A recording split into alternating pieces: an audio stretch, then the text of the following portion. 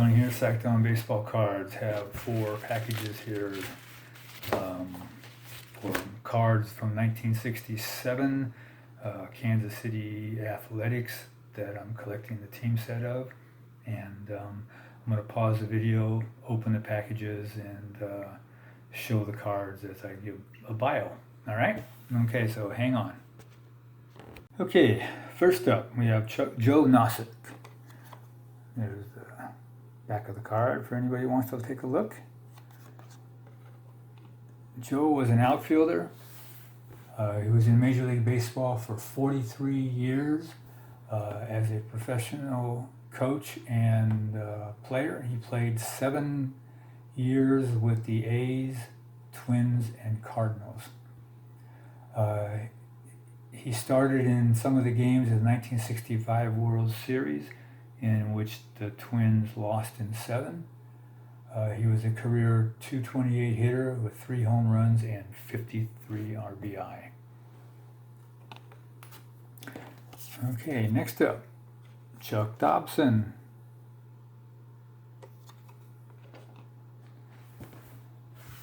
All right, Chuck played 9 years. He was a right-handed pitcher. He played 7 years with the A's and 2 years with the Angels. He might be remembered best as the first white player to room with an African American on road trips, and as the first active player to admit to using amphetamines, called greenies back then. He is featured in the photograph of the first live-action in-game photo ever to appear on a baseball card. He is the player sliding into home on Thurman Munson's 1971 Topps card number 5. Chuck was the winning pitcher in the game, which took place on July 16, 1970. Another tidbit, a shout out to Alex at Bowman 53 for using the word tidbit. Dobson made his first major league debut for the Kansas City A's in April of '66. This was the first time a starting pitcher made his big league debut in his home team's home opener in the state in which he was born. This feat was repeated in 51 years later by Kyle Freeland of the Colorado Rockies. He broke into the Kansas City Athletics rotation as a 22-year-old rookie in '66. He won 15 or more games for 3 consecutive seasons. He helped guide the A's to their first AL West crown in '71. But as the A's were on the verge of 3 consecutive World Series championships, Dobson's career was derailed by chronic elbow problems, eventually requiring surgery. He made only 1 brief appearance for the A's in the next 2 years, '72 and '73, and was out of baseball 2 years later. He was offered a $25,000 contract by the A's and $20,000 by the Yankees. He signed with the A's for the $5,000 more, which he later admitted was a mistake, stating, "I got into a nickel and dime organization. I think my career would have been different with the Yankees." He was a career 74 and 69 1-loss record, 3.78 ERA, and 758 strikeouts. Next up, we got the A's team card.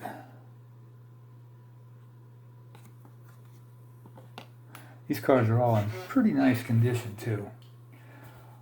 Okay, the '67 A's were not a very good team, as they weren't for most of the years in Kansas City. The record that year was 62 and 99. The A's finished last in 6 of their 13 years in Kansas City and never finished in the first division. The league allowed the team to move to Oakland in '68, and Kansas City was given an expansion team in '69. Next up, we have Ed Charles.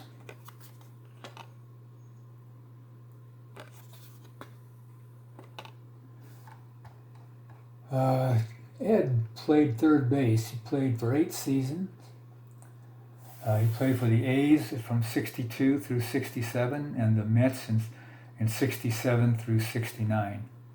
He was signed by the Braves in 52 and spent 8 seasons in their farm system. During this time in the minors, he wrote poetry about baseball and racism. Because the Braves had Eddie Matthews at third, he was traded to the A's before the start of the 62 season.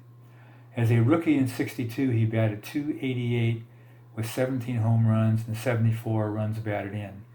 He had 20 stolen bases, which turned out to be his career highs. In 67, he was traded to the Mets because of A's future stars, third baseman Sal Bando. He became the Mets veteran leader in the young Mets team. He won a World Series ring with the 69 Mets, playing in all 5 games and scoring the winning run in Game 2.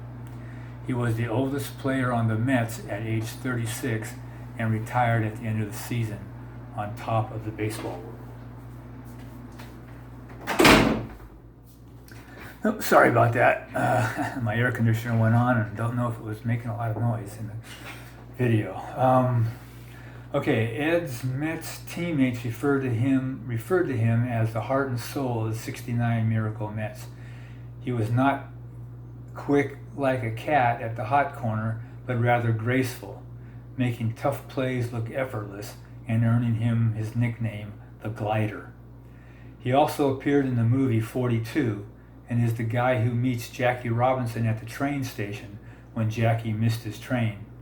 Charles was the guy that put his ear to the track and with much enthusiasm declared he could still hear the train long after it left. Ed Swoboda stated about Charles when he passed away last year, Charles was this guy you wanted to sit on his knee and hear how he made it.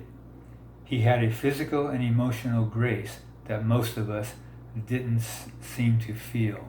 He would say, "Don't wrestle with what looks like complexity." He was a career .263 hitter, had 86 home runs, and 421 RBI. And last but not least, we have Bert Campaneris, known as Campy. Campaneris was Cuban-born, and he played for 20 years, playing for the A's, the Rangers, the Angels, and the Yankees. In a game in '66, Campaneris went 4 for 4, stole several bases, and scored all 4 runs in the A's win. Nobody else in their lineup got a hit, except for Campy that day.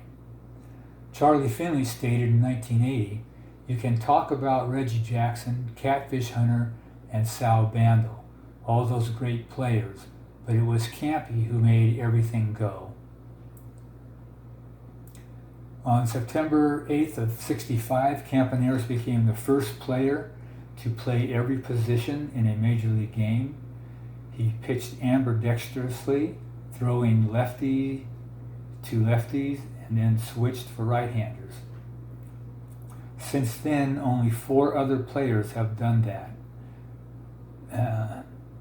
On March 12th of 2015, actor Will Ferrell played in 5 Major League spring training games at all 9 positions to honor Campaneris. After, Campaneris went on to coach a little bit in Japan, helped the team win 2 championships in Japan. He couldn't get a job as a coach in the United States. He played in the Senior Professional Baseball Association's first season for the Gold Coast Suns. He was the oldest player in the league. He hit .291 with 16 stolen bases in 60 games played.